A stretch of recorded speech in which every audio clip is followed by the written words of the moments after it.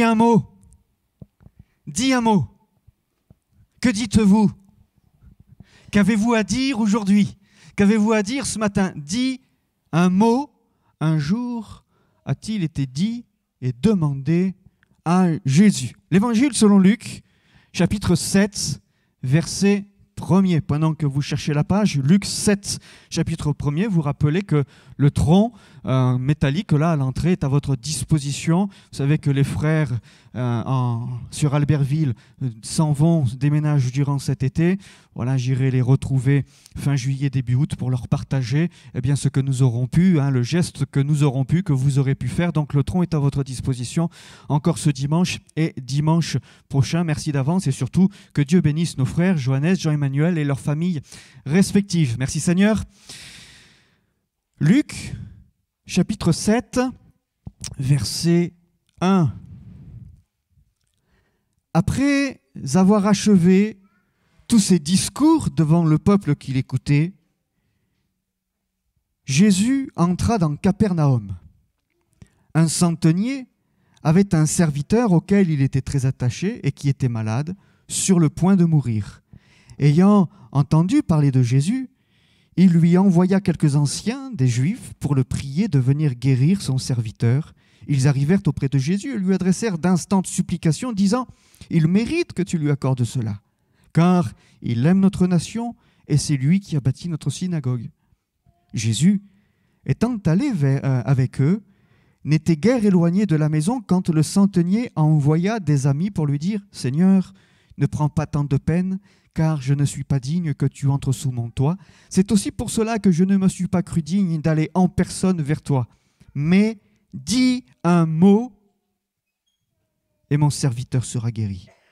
Car moi qui suis soumis à des supérieurs, j'ai des soldats sous mes ordres, et je dis à l'un, va, et il va, à l'autre, viens, et il vient, et à mon serviteur, fais cela, et il le fait. » Lorsque Jésus entendit ces paroles, il admira le centenier et se tournant vers la foule qui le suivait, il dit « Je vous le dis, même en Israël, je n'ai pas trouvé une aussi grande foi. » De retour à la maison, les gens envoyés par le centenier trouvèrent guéri le serviteur qui avait été malade. Amen. Amen. Que Dieu soit béni. Dis un mot.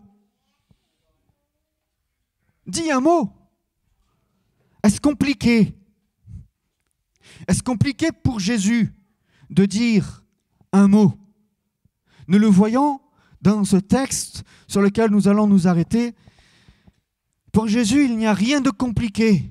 Il n'y a rien de trop difficile.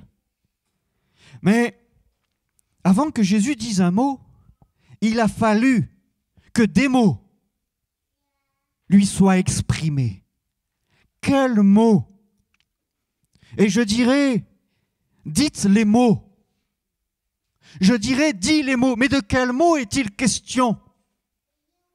Quels mots pourrions-nous avoir à dire à Jésus? Et je crois qu'au-delà de notre vocabulaire, ils sont des mots importants de dire. Nous avons certainement toutes et tous ressenti à un moment donné dans notre vie le besoin d'être encouragé, n'est-ce pas? Le besoin d'être entouré. Parce que la situation, la vie en général, le demande, elle a ses difficultés. En tant que chrétiens, peut-être aussi, nous faisons face à nos problèmes, à nos adversités, à nos tempêtes, pouvions-nous partager dimanche dernier. Et il est important pour être encouragé, il est important pour être aidé, et il va être important pour ce serviteur qu'avant que Jésus dise un mot, d'autres mots lui soient donnés. N'est-ce pas? Pour que le serviteur soit guéri, il fallait qu'il soit dit à Jésus qu'un mal l'avait atteint. Tant que les mots MAUX ne sont pas parvenus jusqu'à Jésus et que celui-ci ne l'a pas entendu, ne les a pas entendus, Ce serviteur restait malade et souffrant. À partir du moment où ces maux, ces douleurs, ces souffrances seront exprimées à Jésus, alors Jésus parlera, agira, guérira. Dites-moi, quand vous allez chez le médecin, parce que ça chauffe, parce que il y a des douleurs, on a mal, il y a des douleurs physiques, parce que peut-être c'est la jambe ou les doigts qui sont cassés. Voilà, hein, il y a une dalle de béton qui se ferme sur les doigts, n'est-ce pas, hein? J'ai entendu ça cette semaine de la part de neveux. Voilà, une dalle de béton parce qu'ils étaient en train de courir après un crapaud. Poum, allez, il met la main là où il ne fallait pas. Et puis à un moment donné, ça coince. Bon, ça va, ils ne sont pas morts les doigts, hein, ils sont encore attachés au bout de la main. Mais voyez, aïe, aïe. Et alors, qu'est-ce que vous faites? Si vous allez chez le docteur pour dire, docteur, ça va? Oui. Et vous, alors pourquoi vous venez? Qu'est-ce qui vous arrive? Où avez-vous mal? Moi? Mais tout va bien, docteur. Hein? Mais dites-moi où vous avez mal. Oh, ben non. C'est à vous de trouver. Hein? Aujourd'hui, je suis de bonne humeur. Hein? Alors aujourd'hui, je viens et je dis à vous, docteur, c'est à vous de trouver. Allez-y. Prenez tout votre temps, j'ai pris ma journée. Hein? D'habitude, j'attends la salle d'attente. Là, eh ben, je prendrai mon temps. Voilà. Non, vous allez chez le docteur et quand il y a des douleurs, vous les dites au médecin pour que lui puisse faire le diagnostic et ensuite faire les recherches nécessaires. Mais vous dites au médecin, n'est-ce pas, ce que vous avez, ce qu'il vous arrive. Et tant que vous ne le lui avez pas dit, eh bien, le médecin, le docteur, il attend de savoir quelle est la raison de votre venue. C'est ensuite qu'il pourra faire les recherches et donner le traitement pour la guérison. Non? Vous fonctionnez aussi comme ça? On dit le mal, on dit la souffrance qui nous a atteints, et parce qu'on l'a dit, alors s'enclenche un processus de guérison dans le cœur de celui qui est par les circonstances paralysé. Ce serviteur était par les circonstances paralysé. Un centenier avait un serviteur auquel il était très attaché, il était malade et sur le point de mourir. Il nous est dit, et heureusement qu'il nous l'a dit, un serviteur auquel il était très attaché, parce que sinon on pourrait dire, mais il a attendu quoi? Il a attendu qu'il soit quasiment mort pour appeler? Non, assurément, il est allé voir d'autres médecins, et les médecins n'ont peut-être certainement pas, la preuve en est, pu faire le nécessaire, trouver le bon diagnostic ou apporter le bon remède. Peut-être qu'il n'y avait pas de bon remède humainement à ce temps-là, mais Jésus-Christ, lui, le fera. Le centenier avait un serviteur auquel il était très attaché, sur le point de mourir. Il va faire appel à Jésus. Et il va dire à Jésus, il va faire dire à Jésus, j'ai un serviteur qui est gravement malade. Jésus, j'ai un serviteur qui est sur le point de mourir. Moi, je ne suis pas digne que tu rentres sous mon toit. Je ne suis pas digne que tu viennes dans ma maison. Je ne suis pas juif, et puis quand bien même, je ne suis pas digne, je ne mérite pas. Mais par contre, il va dire, moi j'ai des soldats sous mes ordres. Je dis à mes soldats, allez et ils vont. Je dis à mes soldats, venez et ils viennent. Je dis même à mon serviteur, celui-là même qui est malade, celui-là même qui est aux portes de la mort, fais cela et il le fait. Alors toi, Jésus, dis un mot. Dis un mot. Il y a des circonstances paralysantes, des circonstances complètement bloquées, et qui nécessite la réaction du malade, la réaction de l'entourage du malade, du souffrant, pour que celui-ci soit guéri, restauré, et puisse tout à nouveau reprendre son service avec joie. Merci Seigneur, le psalmiste pouvait dire « Je suis sans force, entièrement brisé, le trouble de mon cœur m'arrache oui, le trouble de mon cœur m'arrache des gémissements. Oh, ça n'arrive qu'aux gens du monde. Ça. Non, non, c'est le psalmiste. Je suis sans force et entièrement brisé. Le trouble de mon cœur m'arrache des gémissements. Il est des circonstances que nous pouvons traverser qui arrachent à leur tour de notre cœur des gémissements. Il peut y avoir parfois des pensées qui traverseraient notre esprit. Et ces pensées négatives auraient un impact. Je prendrai l'exemple de Jérémie.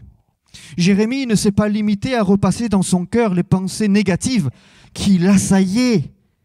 Il s'est mis à confesser la bonté du Seigneur, il s'est mis à confesser la bonté de Dieu qui ne sont pas épuisées, il s'est mis à confesser que la miséricorde de Dieu dure à toujours. Lamentation, vous voyez, le livre des lamentations. Est-ce que ça arrive à un chrétien, à un serviteur, à une servante, d'être paralysé, d'être alité, d'être tellement mal que lui-même ne peut plus rien faire? Il faut alors que son entourage fasse quelque chose pour lui, l'accompagne, appelle Jésus en sa faveur. Oui, ça arrive. Jérémie lui-même, dans le livre des lamentations, les lamentations de Jérémie. Oh, aujourd'hui, on dirait les jérémiades, n'est-ce pas? Ce sont les lamentations de Jérémie. Mais dans ces lamentations, dans ce qu'il va exprimer à son Dieu, dans la souffrance qu'il va partager, dans les pensées négatives qui pourraient avoir un impact sur sa vie, il va dire une chose: quand mon âme s'en souvient, elle est abattue au-dedans de moi. Mais voici, je veux repasser en mon cœur ce qui me donnera de l'espérance. Voyez? Je répète, je veux repasser dans mon cœur ce qui me donnera de l'espérance. Les bontés de l'Éternel ne sont pas épuisées. Ses compassions ne sont pas à leur terme. Elles se renouvellent chaque matin. Oh, que ta fidélité est grande. Et il a fallu, pour Jérémie, qu'il exprime les mots qui étaient les siens. Il a fallu pour Jérémie qu'il exprime à Dieu la souffrance qui était sienne. Qu'il fasse connaître à Dieu les pensées qui étaient siennes. Et ces pensées qui l'aspiraient vers le bas. Mais il dira: je veux repasser dans mon cœur une chose qui me donnera de l'espérance. Parce que toujours il y a de l'espérance pour celui qui appelle Dieu. Pour celui qui invoque Jésus. Merci Seigneur. Il y a des pensées négatives. Et puis il y a des pensées qui découragent aussi parfois. Des paroles qui découragent. Non? Peut-être même parfois c'est nous qui les avons données, les paroles qui découragent. Non, pas vous. Pardon, moi. Chacun peut, dans sa vie et dans son quotidien, mesurer l'impact de certaines paroles reçues qui nous ont été données. Chacun peut mesurer l'impact de ces paroles. Elles peuvent avoir, bien sûr, un effet positif. Elles peuvent avoir aussi un effet négatif. Esdras, chapitre 4, verset 4. Alors les gens du pays découragèrent le peuple de Juda, ils l'intimidèrent pour l'empêcher de bâtir, et ils gagnèrent à prix d'argent des conseillers pour faire échouer son entreprise. Il en fut ainsi pendant toute la vie de Cyrus, roi de Perse, jusqu'au règne de Darius, roi de Perse. Vous vous rendez compte? Les gens du pays ont découragé le peuple de Juda et il nous est dit, ils l'intimidèrent. Pourquoi? Pour l'empêcher de bâtir. Pour empêcher le peuple de Juda d'entreprendre ce que Dieu leur avait demandé de faire et d'entrer dans la promesse que Dieu leur avait donnée. Il nous est dit même, ils gagnèrent à prix d'argent des conseillers pour faire échouer son entreprise. Voyez, il y a des ramifications qui se font pour empêcher l'œuvre de Dieu d'avancer. Et voilà que, ces paroles-là auraient pu avoir un mauvais impact dans la vie des mots qui découragent. Parce que quand on veut bâtir, quand on veut construire, quand on veut avancer, quand on veut progresser dans l'œuvre de Dieu, dans sa vie, et qu'autour de nous, on n'est pas suivi, c'est difficile, n'est-ce pas? Quand dans votre vie, vous voulez progresser, et puis que les événements, les circonstances de votre vie sont là pour faire obstacle à votre croissance spirituelle. Quand vous prenez des engagements pour Dieu, et puis qu'aussitôt après avoir pris les engagements, il y a toutes sortes de paroles qui vous traversent la pensée, toutes sortes de paroles qui vous sont données. Ah, quand même, tu ne vas pas faire ça. Écoute, c'est bien. Mais écoute, avant, le dimanche, on pouvait faire autre chose. Maintenant, tu t'engages à aller à l'église tous les dimanches matins. Mais comment tu vas aller faire du vélo maintenant? Comment tu vas aller faire la course? Et puis le dimanche matin, on faisait attends, c'était le moment où on faisait la grasse matinée. Et attends, si tu veux, si tu restes, promis, juré. Non. Je t'apporterai les croissants au lit et le café chaud avec la crème de lait. Comme ça. Tu seras content, tu seras contente. Non, n'y va pas, non, t'engage pas. Et puis, voyez, un exemple parmi tant d'autres, des mots qui découragent, des mots qui sont là pour nous empêcher d'avancer, nous empêcher de progresser. Attention à ces paroles négatives qui, comme pour le peuple de Juda en ce temps-là, ont eu et peuvent avoir un impact sur notre vie. Et je crois que comme dans ce temps où avec ce centenier et ce serviteur, nous avons besoin aujourd'hui encore d'être encouragés. D'être encouragés par Dieu, encouragés par Jésus, encouragés par l'Esprit de Dieu. Entretenons-nous dans les paroles de Dieu. Entretenons-nous dans ces paroles que Dieu lui-même nous donne.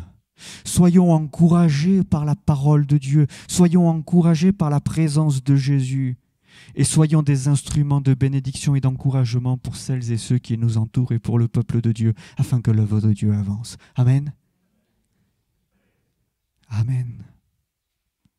Ayant entendu parler de Jésus, voyez, ayant entendu parler de Jésus, il envoya quelques anciens des Juifs pour le prier de venir guérir son serviteur. Pourquoi Jésus prie-t-il à Jésus, le serviteur prie-t-il à Jésus de venir guérir son serviteur? Parce qu'il a entendu parler de lui. Et parce qu'il a entendu parler de lui positivement. Pas par ceux qui... Ah, Jésus, t'as vu, il fait des miracles le jour du sabbat. Ah, Jésus, t'as vu, il est allé manger chez lui, il est allé manger chez elle. Ah, Jésus, il s'est laissé toucher par elle, mais c'est un scandale. Oh, Jésus, il pose sa main sur les lépreux. Oh, Jésus, ceci. Oh, Jésus, cela. Mais non, lui, comme il a entendu parler de Jésus en bien, comme il a entendu parler des miracles de Jésus, de l'amour de Christ, de la miséricorde qu'il partage, alors il va dire, mais appelez Jésus. Demandez-lui de venir. Parce qu'il a entendu des paroles qui l'ont encouragé, il a lui-même ensuite fait le nécessaire. Il a fait connaître à son tour quel mot se trouvait dans sa maison.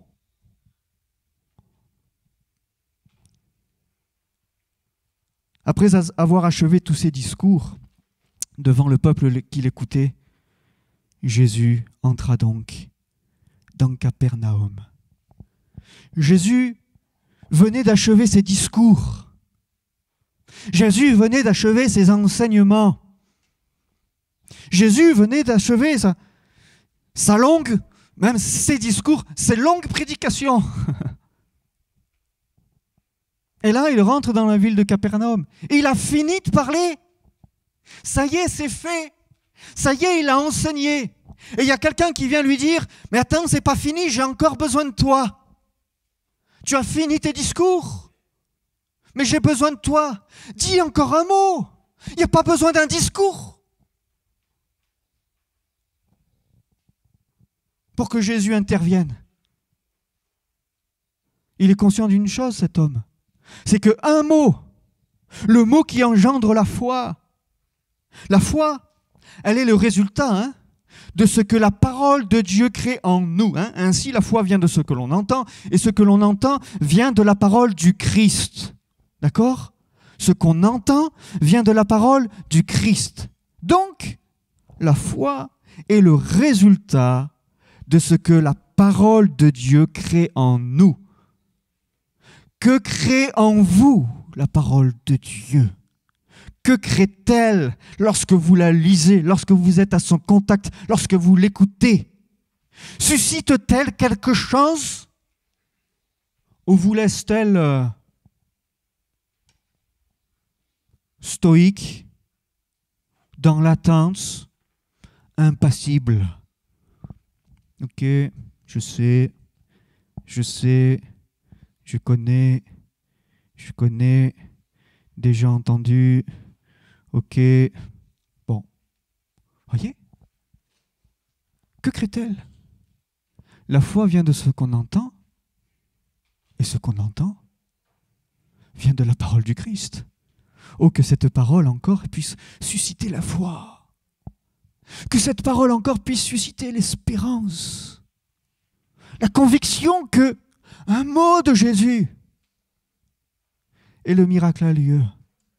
Il y a les discours, il y a les enseignements, il y a la doctrine, il y a la parole de Jésus, il y a tous ces encouragements. Mais à un moment donné, un mot de Jésus peut être suffisant pour une guérison. Merci Seigneur. Lorsque Jésus entendit ces paroles, il admira le centenier et se tournant vers la foule qui le suivait, il dit, « Je vous le dis, même en Israël, je n'ai pas trouvé une aussi grande foi. » Voyez ? Jésus a entendu les paroles.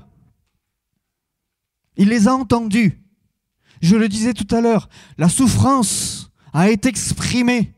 Le mal lui a été fait, lui a été donné, lui a été annoncé, dit. Il a entendu ces choses-là. Il a reçu ces choses-là. Par contre, ce qu'il va dire aussi, c'est qu'il admire la foi de ce centenier, qui, même pas présent, parce que, nous l'avons dit tout à l'heure, il se jugeait indigne, à juste titre, tout comme nous aujourd'hui. Il va dire, Seigneur, je ne me suis pas cru digne de venir jusqu'à toi. Je ne suis pas digne non plus que tu rentres dans ma maison. Voilà, je ne suis pas digne de toutes ces choses-là, mais comme on disait, j'ai des soldats, ils obéissent.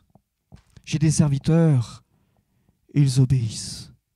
Toi, Jésus, alors dis un mot. Jésus a entendu, Jésus a écouté, puis Jésus a parlé. Des mots pour encourager. Il se retourne vers la foule. Une foule. On est à Capernaum. Il est entouré de Juifs.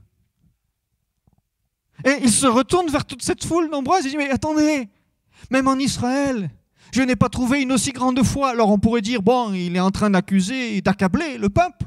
On pourrait dire aussi, il encourage la foi de cet homme et à dire, mais voyez, faites comme lui. C'est aussi une parole d'encouragement. Faites comme lui. Et ce matin, aujourd'hui encore, quels que soient les maux qui nous atteignent, les douleurs, les souffrances, qu'elles soient personnelles ou qu'elles soient familiales ou autres, faisons comme lui. Disons-lui, parlons-lui, déposons à ses pieds tous nos soucis, déposons à ses pieds tous nos fardeaux. C'est nécessaire. Parce que vous l'avez noté, il n'y aura pas de guérison tant que les choses ne sont pas dites.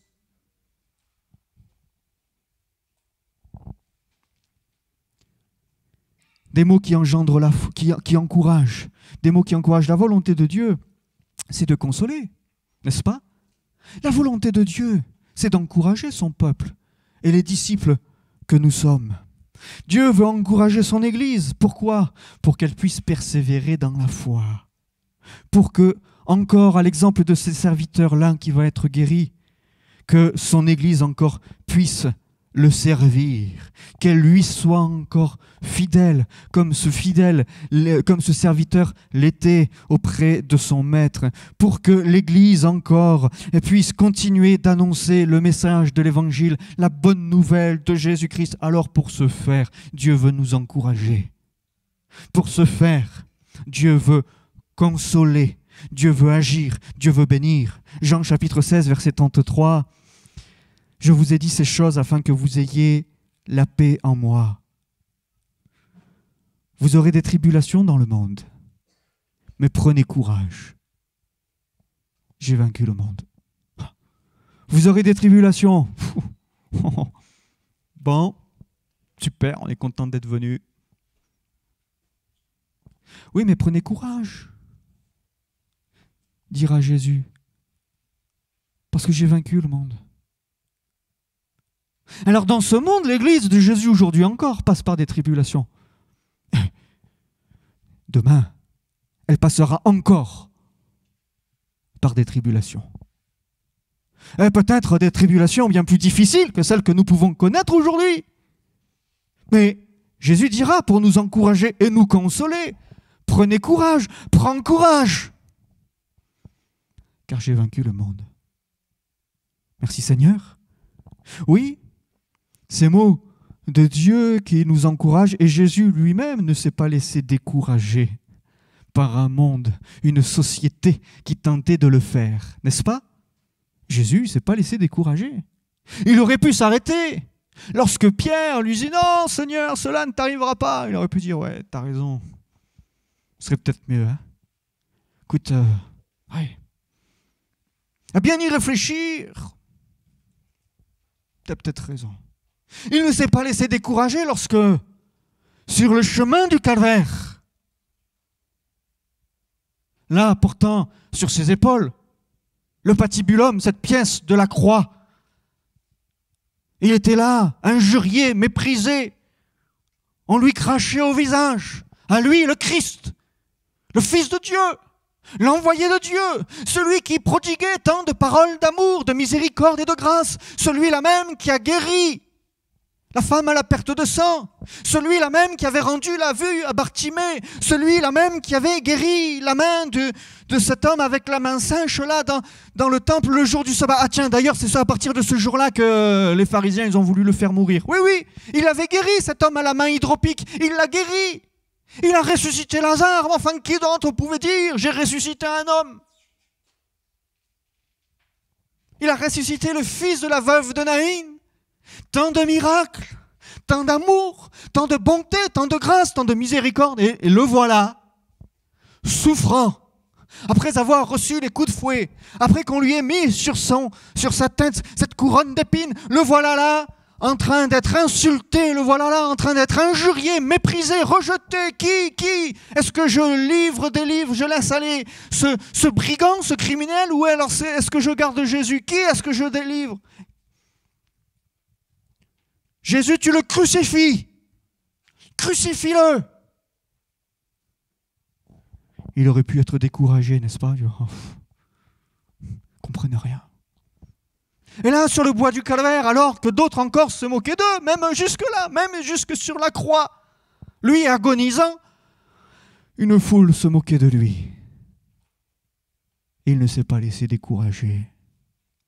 Il est allé jusqu'au bout de l'œuvre pour laquelle il était venu.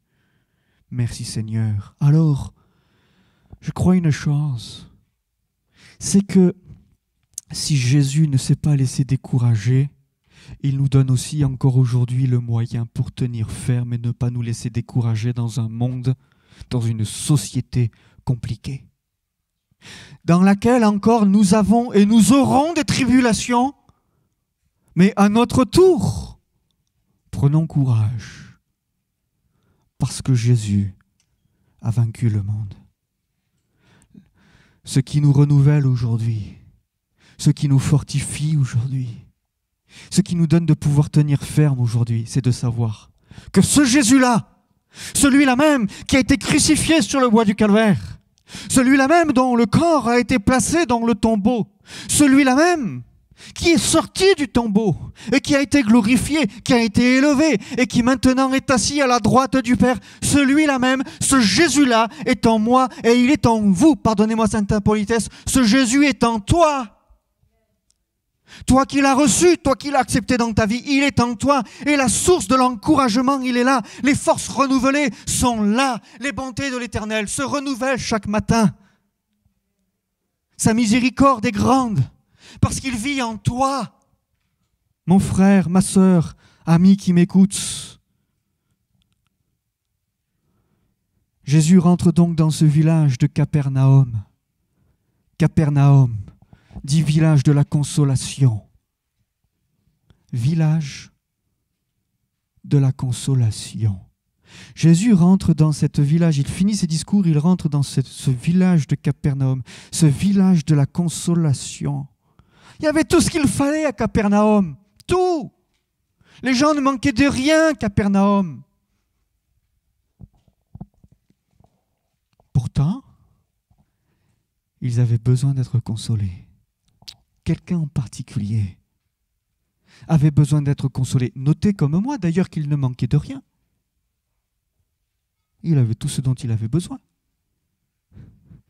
Mais ce n'est pas parce que nous ne manquons de rien, ce n'est pas parce que nous avons tout ce dont nous avons besoin que nous n'avons pas besoin de consolation. Jésus rentre dans le village de la consolation. Un jour, un autre homme a eu besoin de consolation. C'est Daniel. L'envoyé lui dit « Ne crains rien, homme bien-aimé, que la paix de Dieu soit avec toi. Courage, courage !»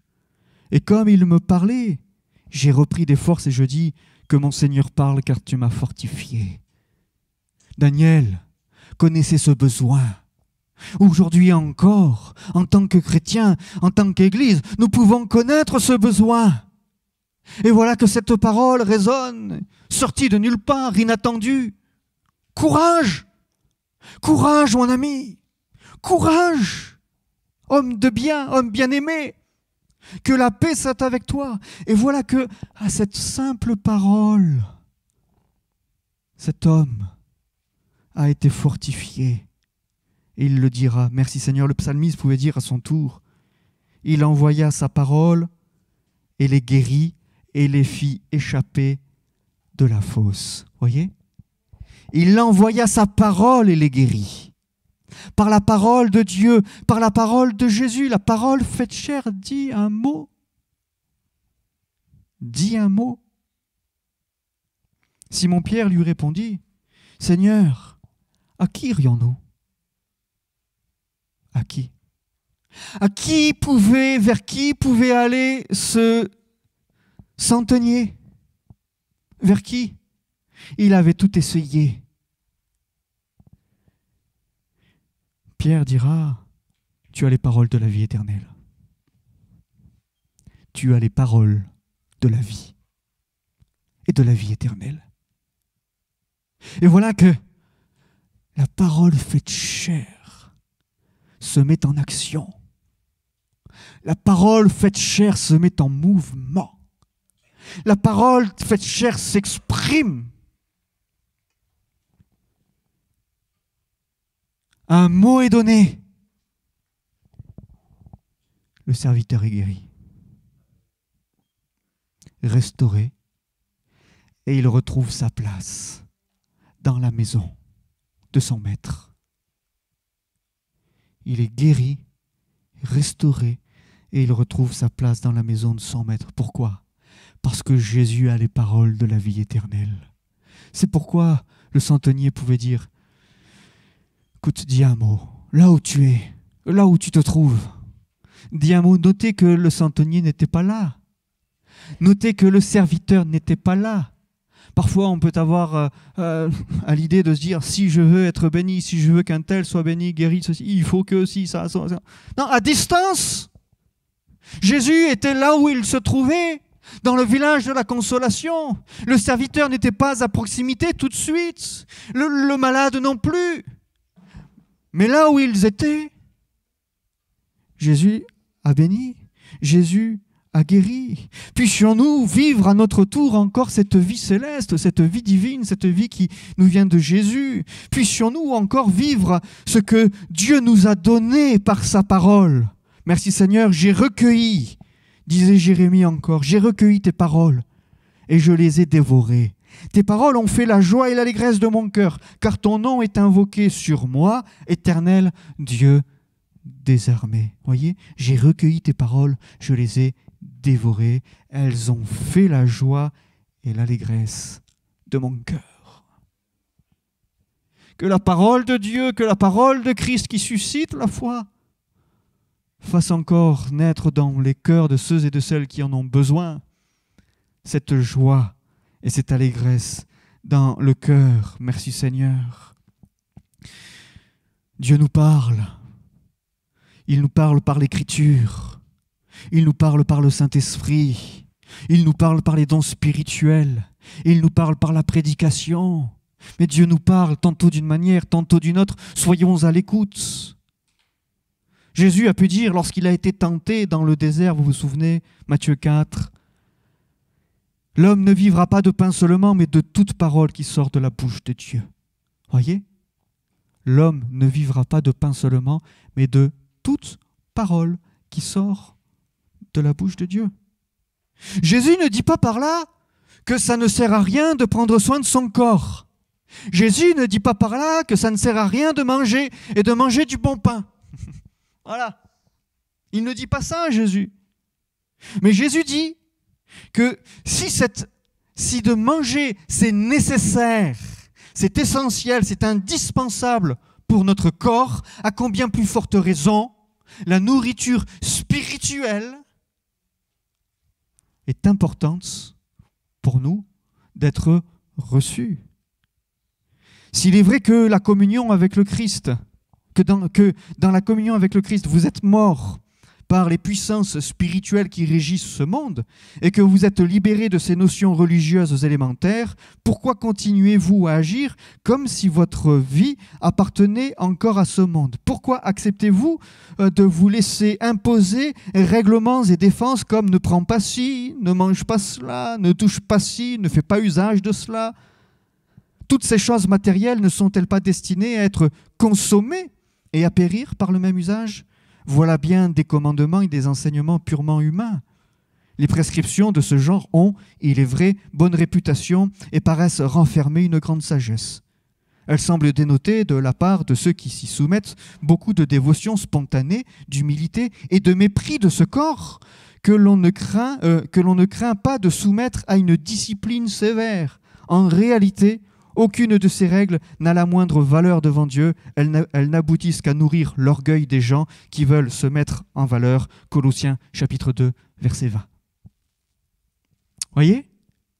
Non, Jésus, comme l'apôtre Paul aux Colossiens, disait, bon, prends pas soin du corps, on prend pas soin de cela, il faut priver, il faut ceci, il faut être sévère, la discipline contre son corps, envers son corps, ici, ça. Non, l'apôtre Paul, comme Jésus, dit, bon, ok, c'est vrai. Mais si de nourrir son corps c'est important, nourrir son âme, ça l'est tout autant, si ce n'est plus. Merci Seigneur. En tant qu'homme, Jésus a pris le temps de nourrir son corps, d'en prendre soin, et il a aussi parlé d'une autre nourriture à laquelle nous sommes attachés et à laquelle nous aimons revenir. Merci Seigneur. La parole a été faite chair. On change bientôt la table. La parole a été faite chair et elle habitait parmi nous, pleine de grâce et de vérité. Et nous avons contemplé sa gloire, une gloire comme la gloire du Fils unique venu du Père. Voyez, la parole a été faite chair. La parole incarnée est retournée à Dieu. Elle est retournée auprès du Père. Jésus-Christ est ressuscité. Jésus-Christ a connu cette ascension et Jésus-Christ a accompli toute la volonté de Dieu. Il l'a dit sur le bois du Calvaire. Tout est accompli.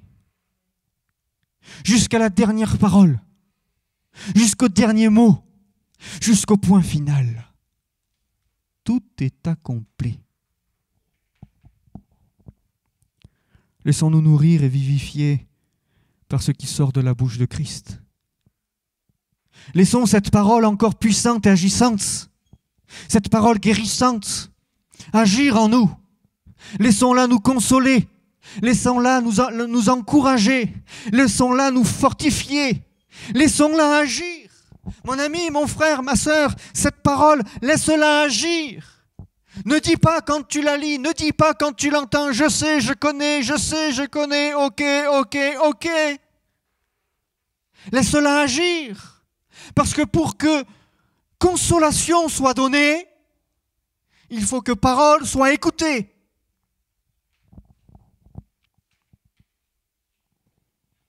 Je termine. Ésaïe 55, verset 11.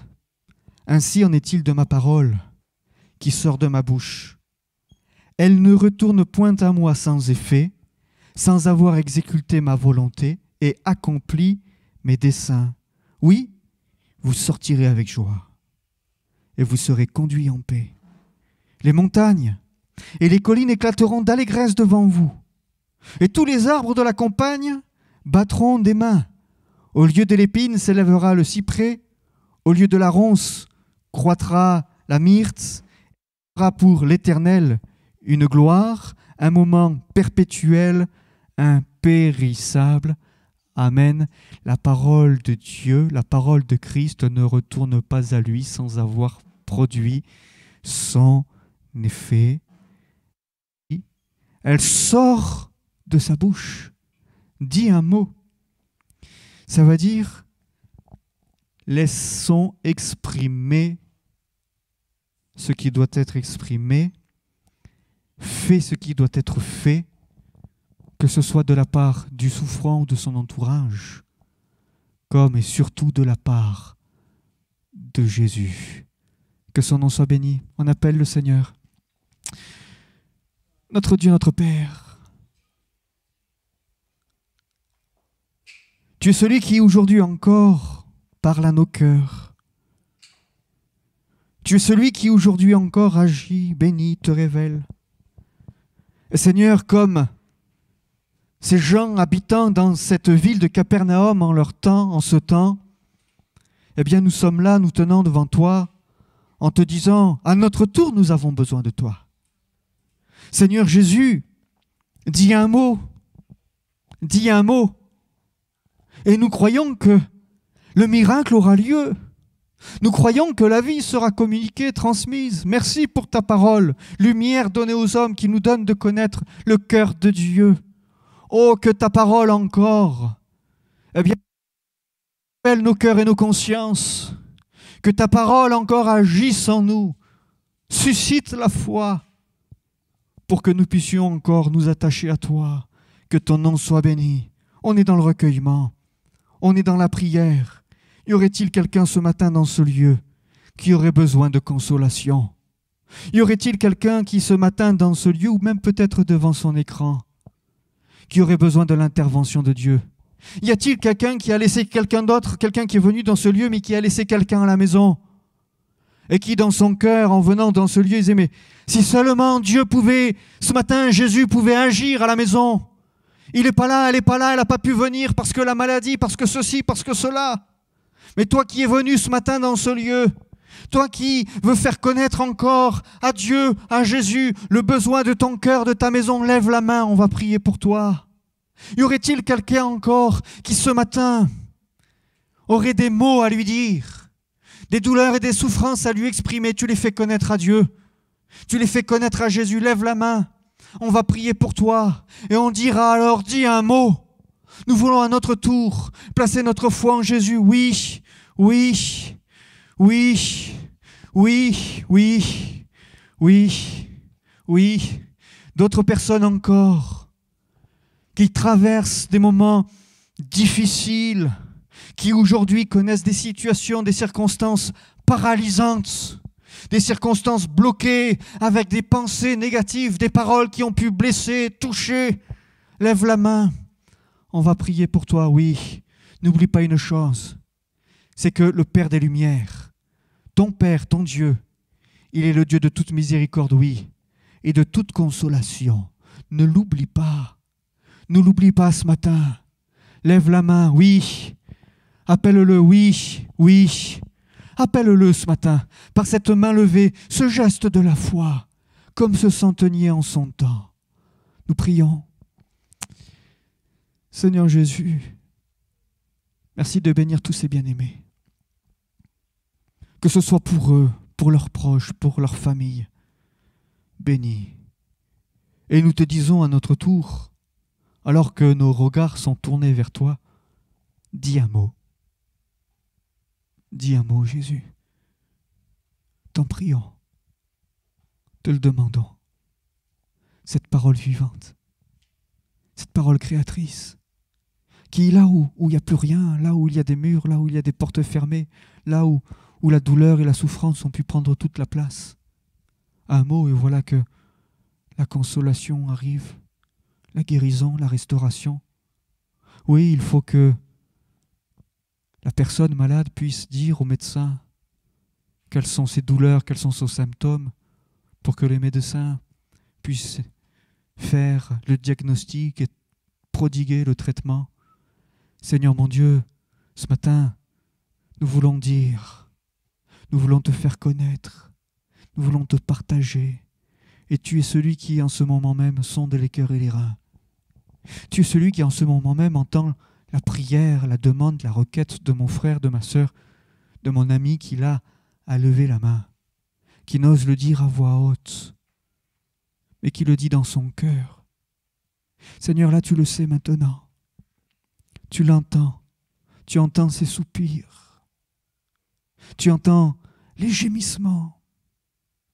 Seigneur, tu es celui qui relève. Tu es celui qui bénit, qui restaure, qui guérit, qu'il en soit ainsi. Et que ta parole, écrite et annoncée, s'accomplisse encore aujourd'hui dans la vie de celles et de ceux qui, par ce geste de la main, se sont exprimés quant à leur foi en toi. Seigneur Jésus-Christ, que ton nom soit béni, que ton nom soit glorifié. Amen. Amen. Que Dieu soit béni et que Dieu vous bénisse et que sa parole soit toujours agissante. Merci Seigneur, ce moment se termine.